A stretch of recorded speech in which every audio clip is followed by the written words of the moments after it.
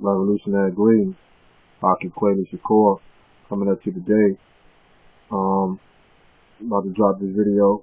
As you can see, I'm in all black with my Raider hat on. About to go in on this topic.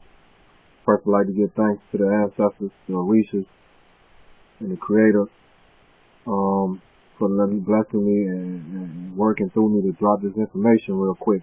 This video was my response to the Truth Minister Paul Scott on the N.W.A. bashing agenda, the Eric Eazy-E right bashing agenda.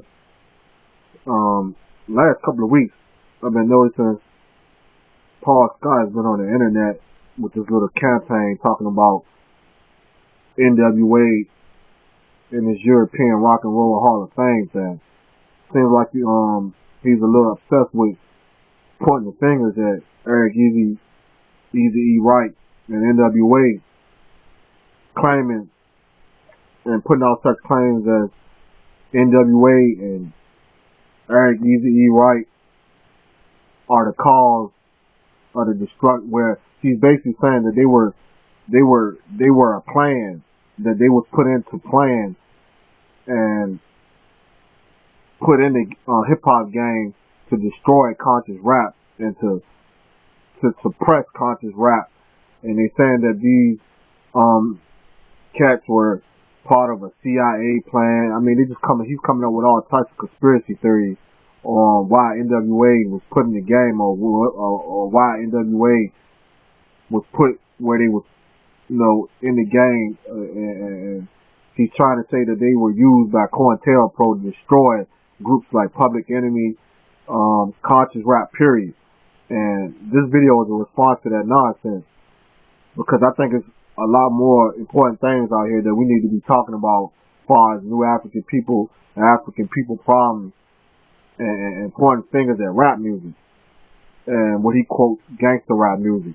Because see, first of all, what the West Coast produced and what they brought out as far as hip hop and brought to the game of hip hop, I don't consider it gangster rap. I mean, most of us use that word gangster rap as as something to describe the music, but to me, more than lines, I call it reality rap, because it's the type of rap that's honest, no sugarcoating, just getting straight to the point on what's going on, where these cats come from, which is their neighborhoods and the culture of black people in the ghettos, neighborhoods across the United States of America. And I'm going to respond to this cat right now. I've been sitting back and watching and peeping and listening to what he was talking about, and I just totally disagree with what he's talking about, because it's like, first of all, let me show you something real quick. First of all, you can see that right there. That's the N.W.A. CD that he's been talking about so much, Niggas for Life CD. Another CD out of the camp, Eric Eazy right, Easy Does It.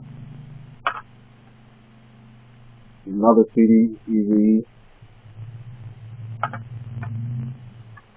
The DOC. And as you can see, the DOC was a part of the N.W.A. camp. And as you can see, look around his neck, he's got the African medallions on. I mean, he was totally conscious. And the Truth Minister Paul Scott is claiming that these cats were criminalized and street cats with no consciousness on what they were speaking about in their music, which I totally disagree with you on that too. Because look at the DOC, and the DOC was a highly intelligent cat. I mean, we got to get over this thing, man, because it's like street cats can be balanced too. Like, for instance, like I ran in the streets. I grew up off this music, man, and the culture. There's different cultures all across the United States as far as street culture, man. And I grew up in the street culture. Me and my comrades, my homies, my friends, we all grew up off of this type of music, man. So it's like, don't say things that are not true, because it's not true. I mean, it's just your opinion, because street cats can be balanced too. It's a lot of street cats that was conscious of what was going on in our neighborhood and who was causing those conditions in our neighborhood.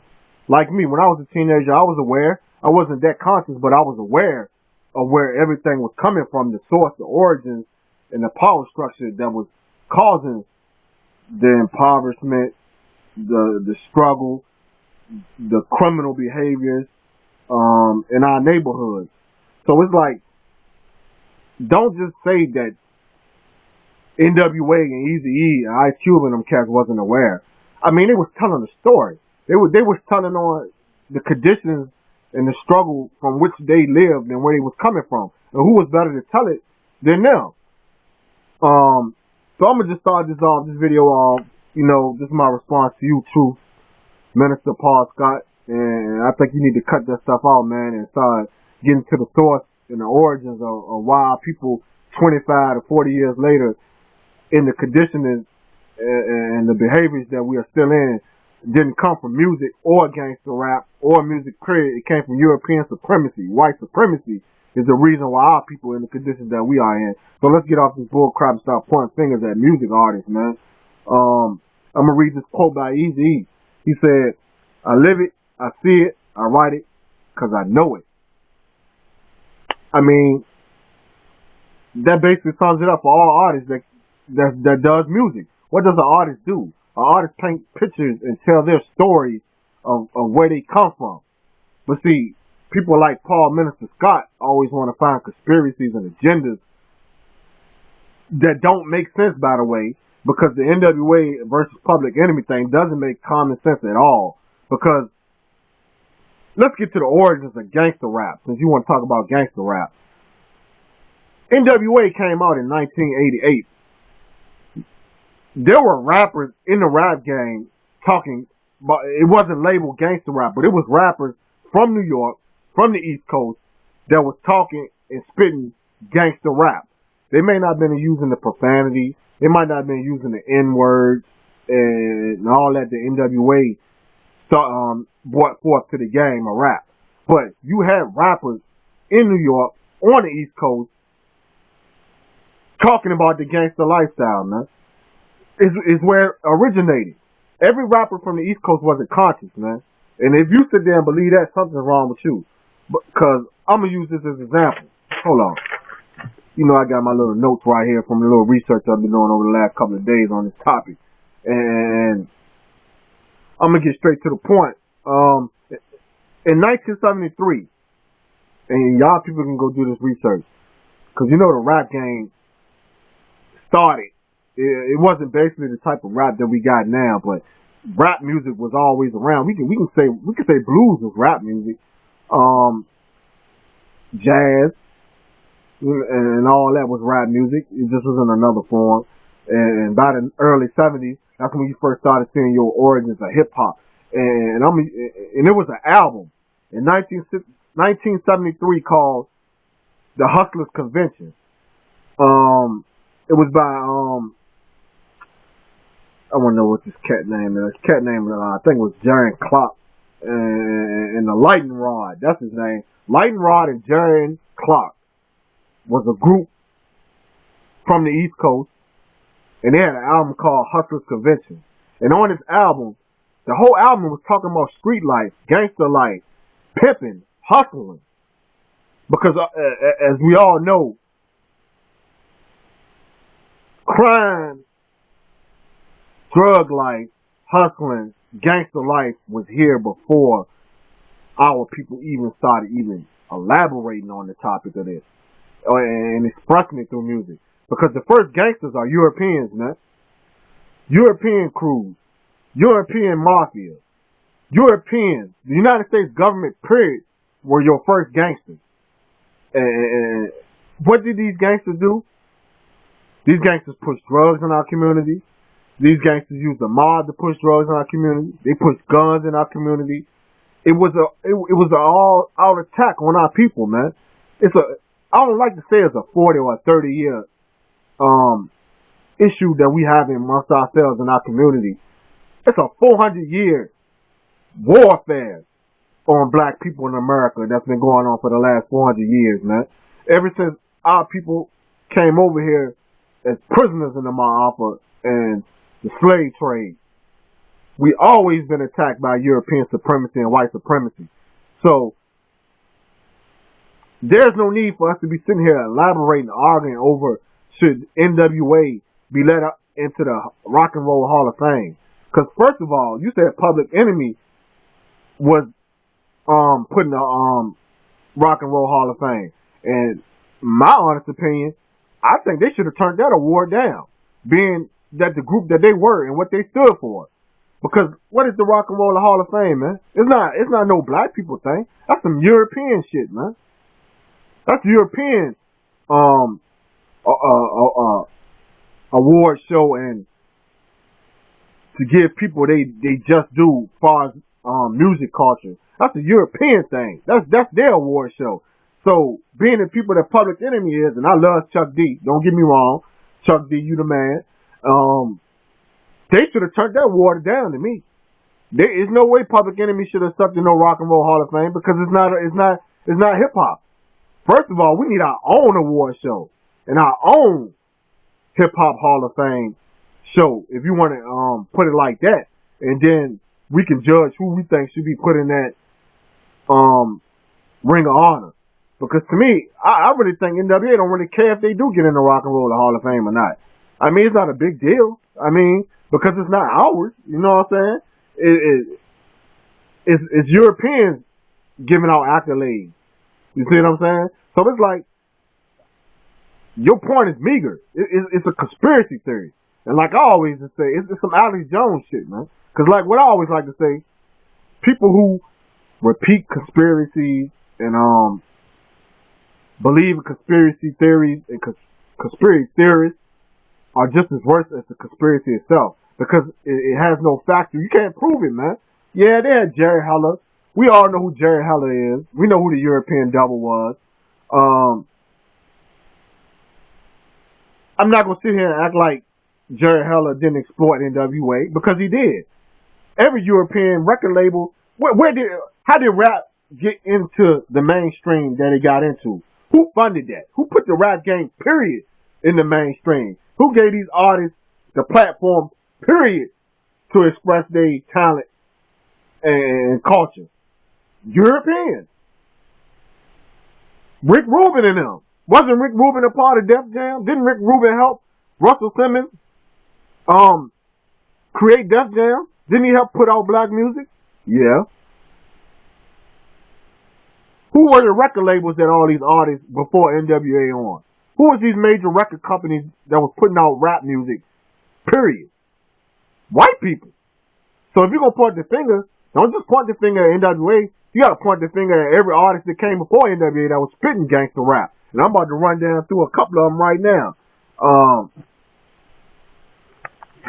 going to run through a couple of them right now. Grandmaster Flash, Melly Mel. 1982, The Message. You remember that song? What they was talking about on that song? Keep my hand on my gun because it got me on the run. Ain't that gangster rap? Ain't that what you call what N.W.A. spitting criminal behavior? I got my hand on my gun because they got me on the run. I mean, come on, man. Who else? Just Ice. Now, let me talk about Just Ice real quick. And some of these cats had records out before N.W.A. came out. Because N.W.A. came out in 1988. And Just Ice was the original gangster. Every album he put out, he had the word gangster in his title. Every song he spit was gangster. What was his song called? He was the gangster of hip-hop in 1986. He had a song called Girls and Guns. He had a song called That Girl Is a Slut. 1986. Just Ice album. He's talking about the same thing that N.W.A. talked about years later. In 1986. Where he from? New York.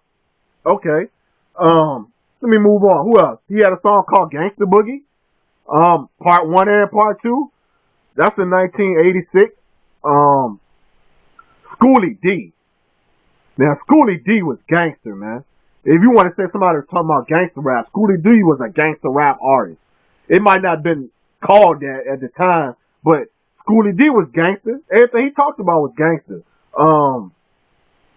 Who else? Yeah, matter of fact, he had the little gangster little trilogy thing going on between 84 and 86 compilations that he put out. Who else was gangster? Boogie Down Productions. Look at all Boogie Down Production rap album covers, man. They was on the album with Guns, Tech Nines, Uzis. They had the song called Love's Gonna Get You. What was he talking about? What was KRS-One talking about through the whole song? He was talking about guns, shooting. You know what I mean? He was telling the story, though. I love the song. He was telling a beautiful story about the life. And he was giving you the scenario of living this life. And then he gave you the cause and effect, what would happen if you continue to live that life. That's how I view N.W.A. N.W.A. was like, CNN, man. Like, before N.W.A., who was talking about police brutality? Not a single rapper. Who was talking about getting kicked upside the head, profile, stereotype, criminalized, being murdered by cops? N.W.A., man. Wasn't nobody saying this stuff before N.W.A., man. Matter of fact, most of the stuff that was going on with police brutality, you would have never heard of unless you was going through it in whatever state or city you was living in. But most of us don't have no voice, and most of us not talented enough to, I'm speaking far as N.W.A. coming out and using their gift and their talent to talk about subjects and talking about ways of life that they didn't have to. They could have been talking about something else instead of talking about what the police was doing to them in California, man, and doing to black people all across the United States of America. Wasn't black people getting brutality and beat upside the head in the civil rights movement, the human rights movement, the Panther movement? Weren't we getting attacked by police then? So N.W.A. was just re-evaluating and reinforming our people what's still going on from that era. I mean, we got to think about this, man, because every artist that came out in the rap game, if you look at their resume, they had songs talking about real issues, and they also had songs that were kind of negative. You deemed them negative. Every artist, your KRS-One, everybody, man, and the Beastie Boys. If you go back, if you can remember hip hop, the Beastie Boys were like one of the first rap groups. This is before N.W.A. One of the first rap groups that was talking about violence, drugs, alcohol, just all type of negative behaviors. And one time, the Beastie Boys even called themselves gangsters. They say they was the original gangsters. That's if you know your hip hop. Yes, they actually said that they were gangsters. So all this gangster element was before N.W.A. Slick Rick. Then you had Cool G Rap with the mafioso rap. He was glorifying the mafia. And the mafia was some of the most violent criminal people in the United States of America. He was speaking about that. He was putting that in his rap. He was gangster. Big Daddy Kane. Kool Moe Dee. LL, Run DMC. All of them was talking about the life that black people were, the street life, the street culture. All these rappers were talking about it, man. Just because they wasn't cussing like N.W.A. don't make them no different than N.W.A., man. Because like I said, it goes back to duality. We all had this positive, and we all had this negative side. So it's like, don't point the finger at one people in one area, in one group that you think. And matter of fact, I don't even agree with you because you're saying that N.W.A. was put together to destroy Public Enemy and other rap groups of conscious rap and destroyed our communities, which is false. It's false information, man. Because, first of all, N.W.A. didn't destroy our communities, man. They were speaking on the destruction of our communities and the lifestyles that most of our people were living for survival, struggle, and they were pointing out and speaking on the conditions that the oppressors, the power structure created and what it was doing to our people and drugs and guns and what it was doing to our people, elements and our souls and our spirits, and what was that creating? And it was creating gangsters, thugs, criminals, in the way we were living, because we were trying to survive from the attack, the brutal attack of European supremacy and white supremacy on our communities, man. That's what N.W.A are. They are the reflection and the mirror of what our people were going through and what was coming up out of our communities and ghettos, man. Come on, man. Let's use common sense and logic with this, man, because it's like, first of all, I don't even care about the Hall of Fame, Rock and Roll Hall of Fame induction, man. This whole video is about the point that you're trying to say that N.W.A was created by COINTELPRO to destroy conscious rap and to destroy our community, which is false, man. Because, first of all, N.W.A didn't distribute guns in our community. N.W.A didn't put drugs in our community in the 80s and 70s. And they damn sure wasn't out there telling our people to kill nobody. You see what I'm saying? So it's like, where's your logic sense with this, man? Was N.W.A exploited? All rap artists was exploited, man. Every single artist that came out was exploited for the simple fact they signed a contract under a European record label. So all these artists were used. The conscious rappers and the gangster rappers were used, man. And if you want to be technical, a lot of the conscious rap wasn't even on mainstream back then. Yeah, it was being seen on Rap City and BET. They had their outlet, but conscious rap was still being suppressed to a certain extent, as far as to commercial rap, because commercial rap came in the game and was suppressing all of that. So it's like, what are you really talking about here? So let me move on, man. And I look at art form to the point, like, art form can't be censorship. It can't be censored. So it's like, you can't censor a person's art, because art reflects life and imitates life, and sometimes life imitates art. This is a well-known fact. This is throughout history, through all poetic aspects of our people who was expressing themselves and want to talk about our conditions as a people, man. So it's like, okay, N.W.A, some of the stuff they said about women, you know, I look back on it and I disagree with, but we can't sit and act like some of our women wasn't victim of the same oppressive behaviors from European supremacy that created these type of women in society, because they was lost.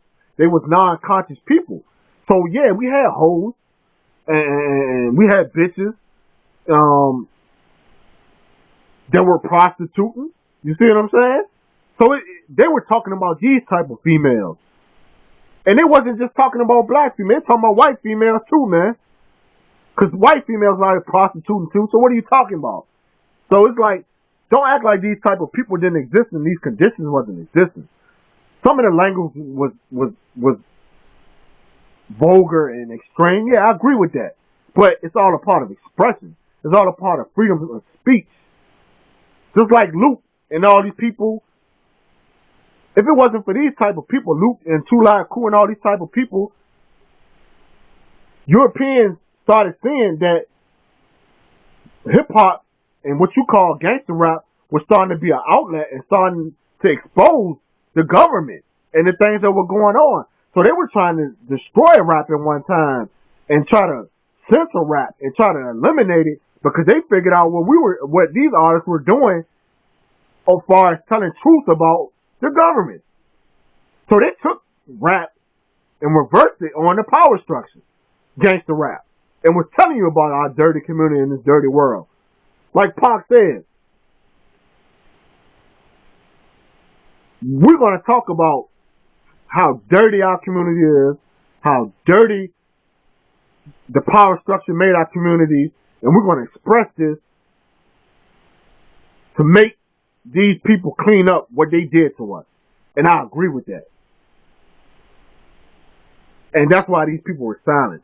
And I deem what you're trying to do is trying to silence what N.W.A tried to do Far as, I'm not saying N.W.A was a conscious rap group, but they were a mouthpiece for what was going on in our communities from the pictures they were painting on wax, man. Far as, they was the CNN of the hood, man. And I'm gonna get to this point right here. Do you rather have an honest truth or a sugar-coated truth? What I mean by over honest truth is truth. And what I mean by sugar-coated truth is a lie. So which way did you rather receive this information, man? Is what I'm trying to ask the Truth Minister Paul Scott, man. I don't want no sugar-coated lie. So when N.W.A was putting out this over-honest truth, I'd rather take it in that way that they put it out, man. I don't want no halfway sugar-coated lies, man. Give me the truth. And I looked at N.W.A. They had a song called 100 Miles of Running. And if you listen to the song 100 Miles of Running, they were describing and talking about how they were being chased by the police officers, trying to get away from these racist police officers, trying to get away from them. And what that story was telling in that song reminded me of what the field niggas was going through. The field slaves.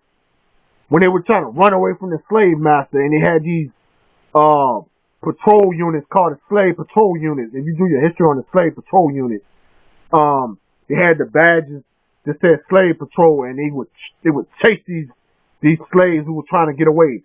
The field slaves, the field niggas, the liberators, the rebellious slaves.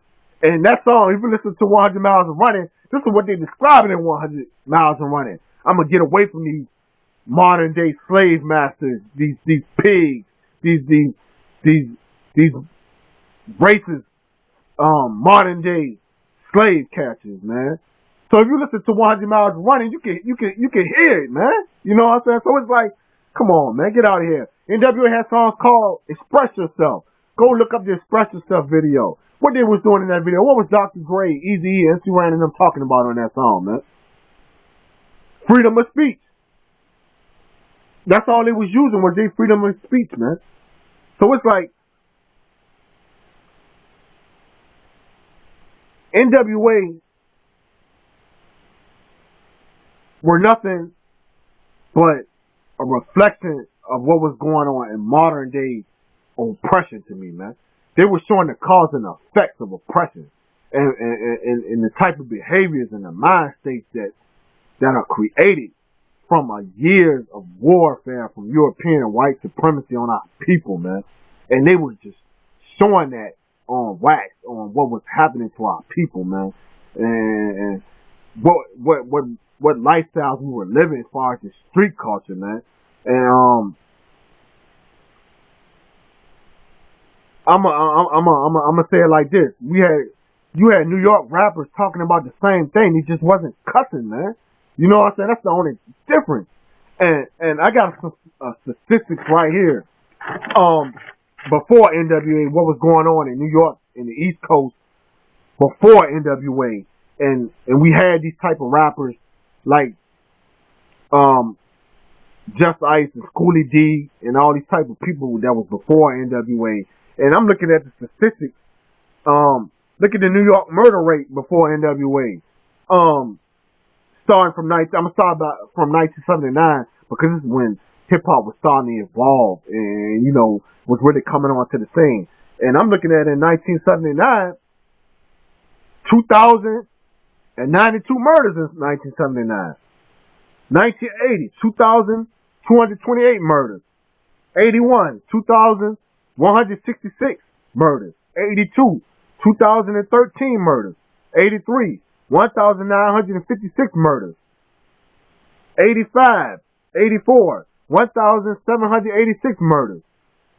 1,907 murders. 1987, 1,967 murders. 87, 2,016 murders. 1988, 2,244 murders. The robbery rate, and assault rate, and a battery rate on the East Coast of New York before gangster rap, N.W.A quote unquote gangster rap, averaged 28,000 robberies and assaults and 20,000 batteries and assaults before the year 1988. This is between 1970 and 1988. Before so-called, what you call gangster rap. So who was influencing that? Who was causing all of this? And I'm pretty sure the percentage of black people in these numbers were black. I can guarantee you that. Because look at the 70s era.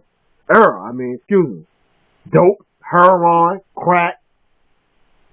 All this was being pushed into our communities by the CIA, COINTELPRO, Hoover, and and the FBI, and all these type of people, the president, the Ronald Reagan era. Oh, this is the Ronald Reagan era. This is coming from white supremacy. So this is an attack on our community. So this is the result from that attack. And that's not N.W.A. to me. That's European supremacy, man. See, this is what you're not getting, Chief Minister Paul Scott. What you see in the 90s, in the 2000s, and what you see today are casualties of war. Casualties of European supremacy. Victims of the drug trade. Victims of the, a.k.a.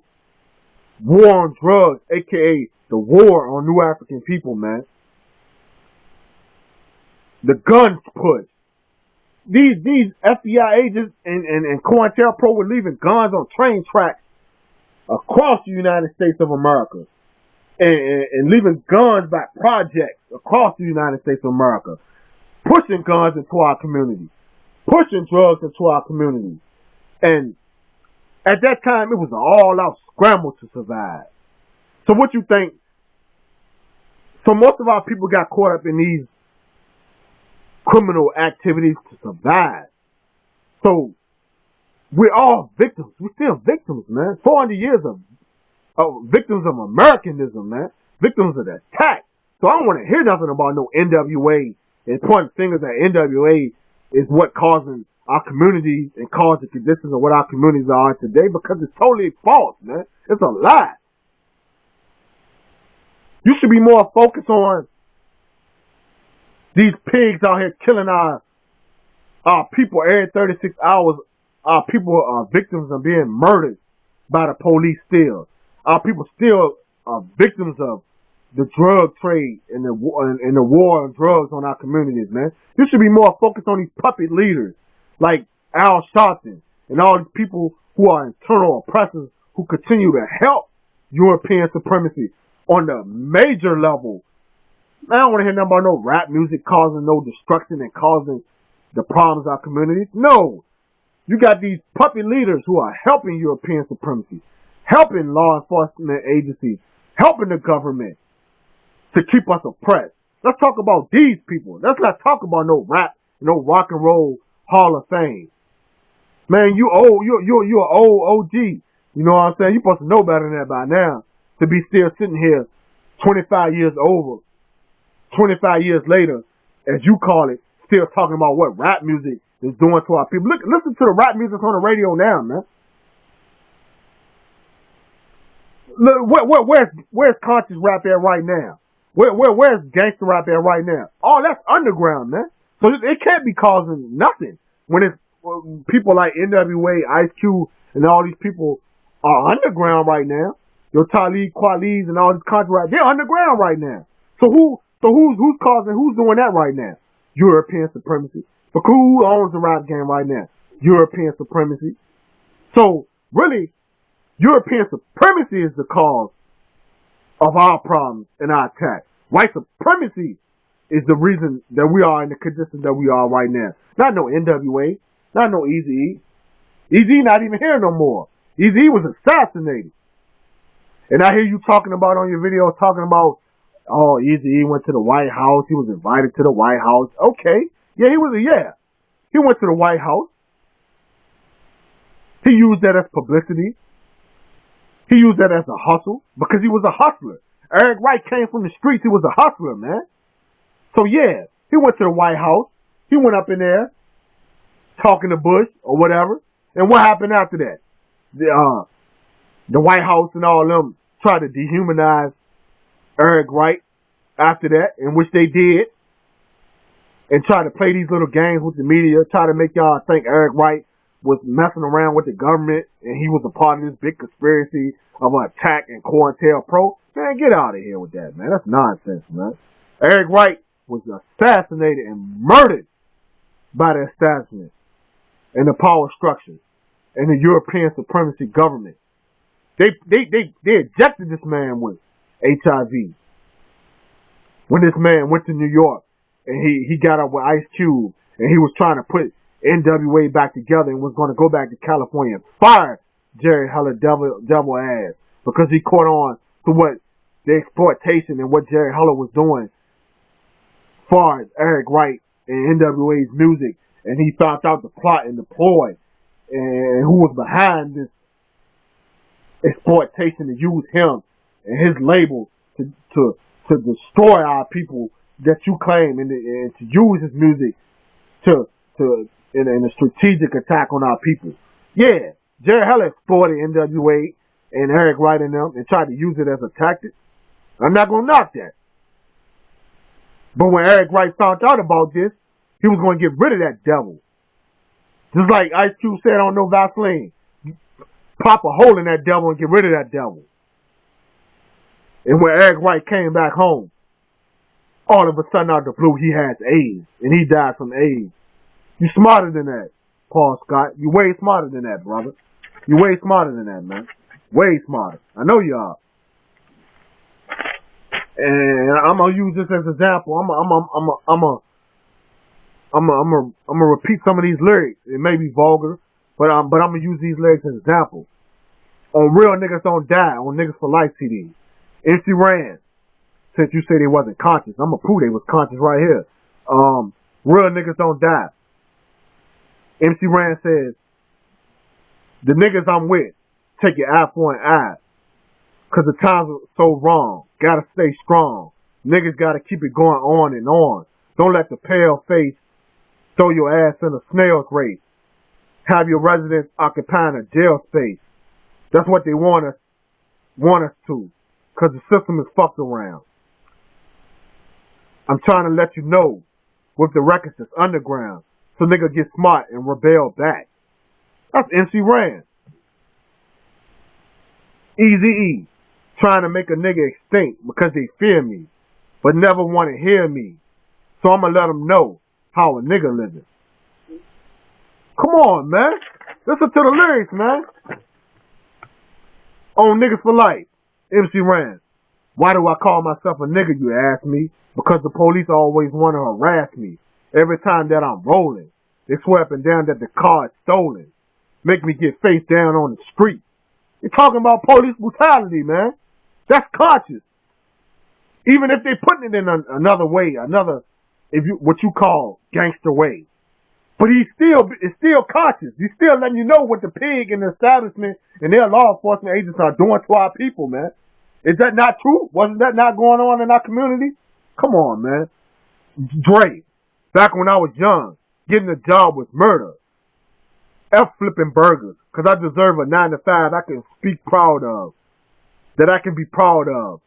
Help a nigga get out of the concrete playground. Was he not talking about getting out of poverty and how the white supremacy wasn't giving us jobs, wasn't helping us economically? That's what this rap verse is talking about. I know what it is. You just don't like the way they were saying it. Next time you make a video, just put that out there. You just don't like the way they were saying it. But I don't got no problem with the way they were saying it because it's art. It's expression. You see what I'm saying? Either way, it still was reporting what was going on in our hoods, man. It still was telling our people and telling the establishment and telling the white supremacy establishment, look here, we know what the hell you trying to do to our people. We letting you know what you doing to our people. You see what I'm saying? These are their lyrics, man. You know what I'm saying? Come on. Don't act like N.W.A. weren't talking about conscious things. Yeah, they were talking about street life too, but they was talking about, it was conscious subject matter in their music, whether you don't like the way they say it or not. It was in there. You see what I'm saying? To blame N.W.A. for what happened to our problem, what's going on in our communities, and to blame N.W.A. what's going on in our communities, it's totally a standstill and totally ridiculous, man. We're not going to get anywhere with that, man. And that's like Cedar Lord Tucker and Calvin Butts and all those idiots, man. Like, it seems like you're on their side right now. And I'm going to tell you right now, I'm a young brother. And I reject anything that those people were trying to do to rap music. And I'm going to tell you that right now. And I'm going to close this video out with one more message from the comrade, Sanyika Master Cody Shakur. And I'm going to close this video out with this quote that he put inside one of his writings, his essays, on the internet, and it went like this. The U.S. government is the tool used by the ruling class to administer its business, aka America Incorporated. Overstanding it this way, we can see clearly that Tupac, just like Eazy-E, George Jackson, like Malcolm and Martin, and countless others, were bad for business. These killings, public and obvious as they are, serve as a psychological demonstration to keep the masses traumatized against the struggle. These killings are used as shocking strains on the mass psychology of the people, and that's on a national level. Sanyika Shakur. So, in closing this video right here, however you deem N.W.A. and Eric Eazy-E right, or how you determine their music and try to blame them, is totally throwing confusion as far as the movement, man, and the liberation struggle, man.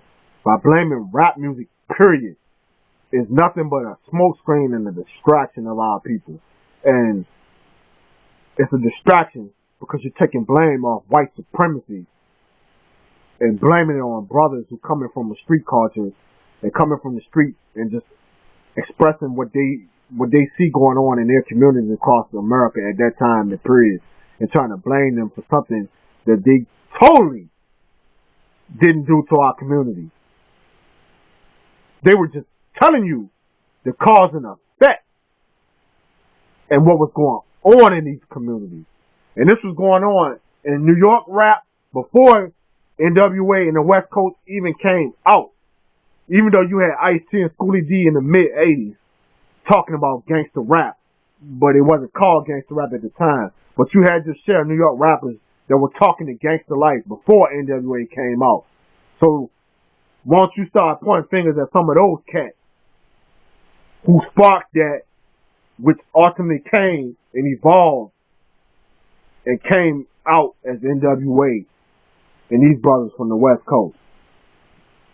And I'm going to totally disagree with you, because I don't give a damn about the Hip Hop Rock and Roll Hall of Fame. I don't think no rapper should be accepting no awards into the Hip Hop Rock and Roll Hall of Fame. That's why I ain't even make this video talking about no Hip Hop Rock and Roll of Fame. Strictly on N.W.A.